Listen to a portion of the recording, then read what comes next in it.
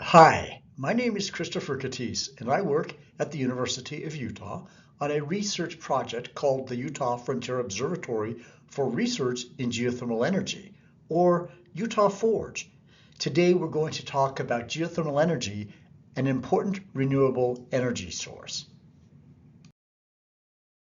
So what is geothermal? Well, the word geothermal comes from two Greek words, ge or ye, like geo, which means earth, and thermos, like thermos, which means hot. Geothermal is literally the heat that is beneath our feet, and the deeper you go into the earth, the hotter it gets. In fact, the crust of the earth averages about 60 degrees Fahrenheit, but just below that, in the mantle, temperatures range between about 1800 and 6700 degrees. But that's nothing compared to the outer core, where temperatures can reach upwards of around 8100 degrees Fahrenheit.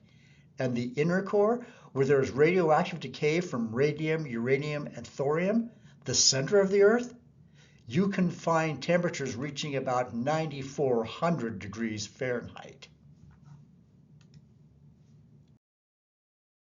The Earth's crust is sort of like a big jigsaw puzzle. The tectonic plates are large pieces of crust that move on top of magma found in the upper mantle. They slide and collide against each other, and they can also pull away from each other. All of this activity results in mountains, volcanoes, and earthquakes. Where plates collide, and one is more dense or heavier than the other, the heavier one will sink under the lighter one that is more buoyant, so it floats. As the heavier one goes deeper where it's hotter, it slides toward the mantle where it comes into contact with the magma.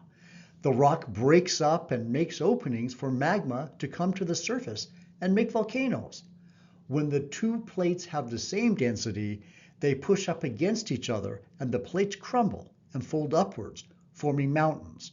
A great example of this is India crashing into Asia and creating the Himalayas, where Mount Everest is. When the plates slide against each other, going in opposite directions, they can get stuck. Eventually, that stress is released by the rock breaking or slipping. This sudden release of mechanical energy causes earthquakes. A plane of breakage or slippage is called a fault. You may have heard of the San Andreas Fault in California, which is a very active fault on the Ring of Fire. It is the result of the Pacific Plate moving north and the North American Plate moving south. When two plates move apart from each other, they leave an opening that allows the magma to rise. Since it comes into contact with cooler ocean water, the magma becomes hard, creating new crust.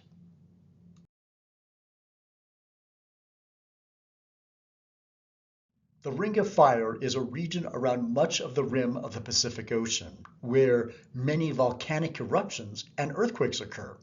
It stretches nearly 25,000 miles long, from New Zealand up to Siberia in Russia, across to Alaska, and down to Chile. Although it's very long, the area of activity is only about 300 miles wide. The Ring of Fire contains approximately 1,000 volcanoes, about two-thirds of the world's total, that have been active during the past 12,000 years. It is also home to 90% of the world's earthquakes.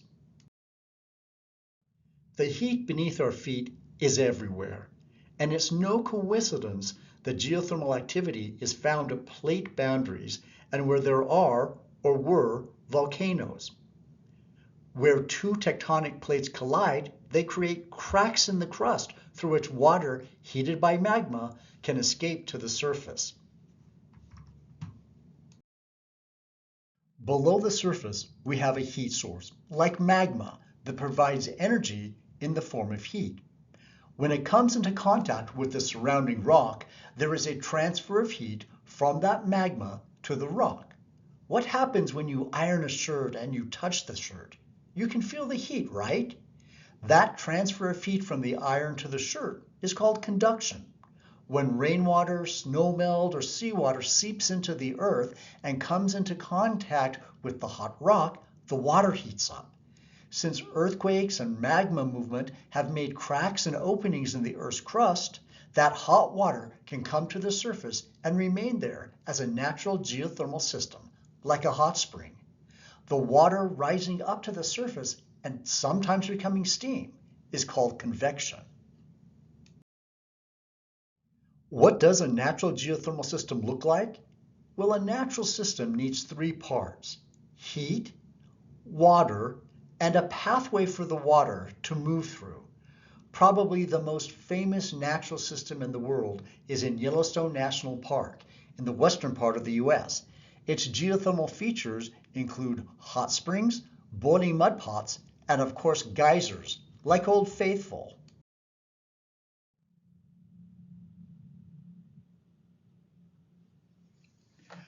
Today, they're all protected as part of the world's oldest national park, so we can't use them for energy. But Native Americans who considered the area sacred used the geothermal waters in Yellowstone for cooking and ritual cleansing. In fact, humans have used the geothermal systems around them for at least 10,000 years. Middle Stone Age people used hot springs for warmth, cleaning, and cooking. Ancient Romans, Chinese, and Greeks used geothermal waters for therapeutic bathing, ancient hot tubs. And in Gyokodani Monkey Park in Japan, the snow monkeys sit in the hot springs to keep warm in the winter. But they're not alone. Snakes are exothermic or cold-blooded, so they have to use the sun to regulate their body temperatures. But in Tibet, in China, where we find the highest elevations in the world, the Tibetan hot spring snake has evolved to use its tongue to sense hot springs and uses those to regulate its body temperatures. The Dixie Valley toad was discovered near Reno, Nevada in 2017. It was the first new toad found in America in 50 years and found nowhere else in the world. It doesn't burrow underground to stay warm. Instead, it stays in warm springs its whole life. In Mexico, there's a pupfish that lives in water that's over 114 degrees Fahrenheit. It's an example of an extremophile, or an animal that can live in very harsh conditions. Living in those temperatures has earned it the nickname the world's hottest fish. If that's not hot enough, there's even a snail that lives in some hydrothermal vents at the bottom of the Indian Ocean, where the temperatures are 750 degrees Fahrenheit. They don't get boiled because they coat themselves with iron ions they take from the water to build their shells. They even cover their fleshy foot in thick metal plates like a knight's armor. Depending on the chemical makeup of the waters, they can be black, white, or even gold. Virtually everywhere in the world, there is a steady supply of milder heat at depths from anywhere from 10 to a few hundred feet below the surface. That heat can be used for direct heating and cooling called heat pumps, where a fluid is used to push that heat into a building to warm it in the winter and then pulls the heat out of the building to keep it cool during the summer. Today, that heat from the earth is used in many different ways, including for growing fish, flowers, and vegetables, and for spas, heating and cooling, and sometimes even to melt snow. Even the ground below your own backyard or your school has enough heat to control the temperature in your home or other buildings in the community. The University of Utah's Gardner Commons building uses the energy found just a few hundred feet below the earth to keep it warm in the winter and cool in the summer. There are 150 shallow wells under a soccer field that no one ever sees. Using geothermal energy saves the university $80,000 a year in energy bills. And this isn't new. The city of Boise, Idaho has been using geothermal energy to heat and cool its downtown buildings since 1892. And in Klamath Falls, Oregon, they're using the Earth's heat to melt snow on the city's sidewalks. Aquaculture is farming in water. People use geothermal waters to grow fish like tilapia, trout, and prawns. In Colorado, it's even used to save and rescue alligators. Greenhouses are kept nice and warm to grow flowers and vegetables all year long using geothermal heat.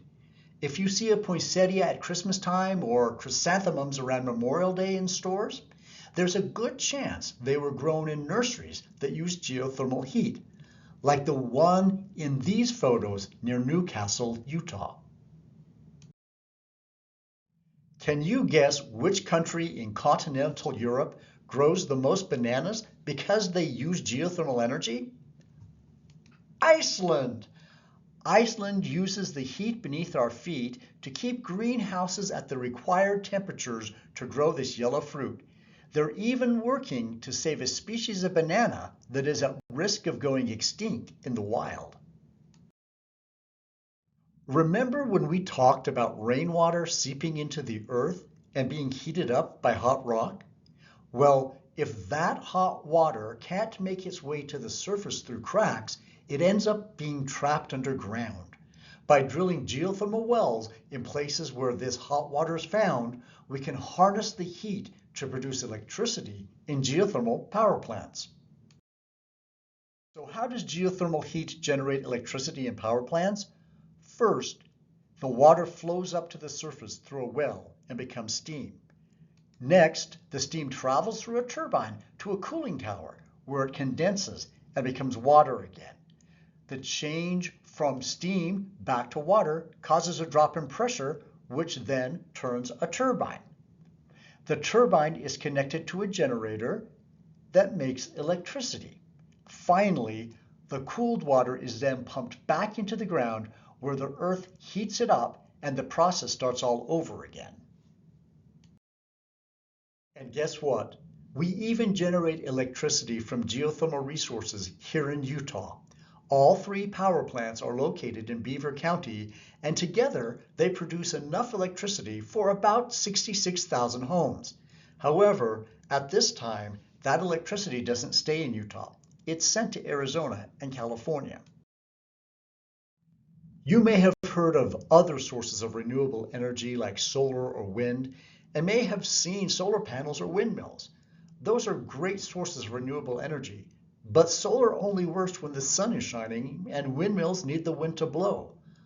Unlike solar and wind, geothermal energy is available 24 hours a day, 7 days a week, in all weather conditions. As we've learned, the Earth's heat can be turned into energy, and there are many advantages to geothermal energy. One is that it doesn't cause pollution. Also, since it comes from the very center of the Earth, it likely won't ever run out. And remember, it's always on. Even more important is the potential geothermal energy offers us.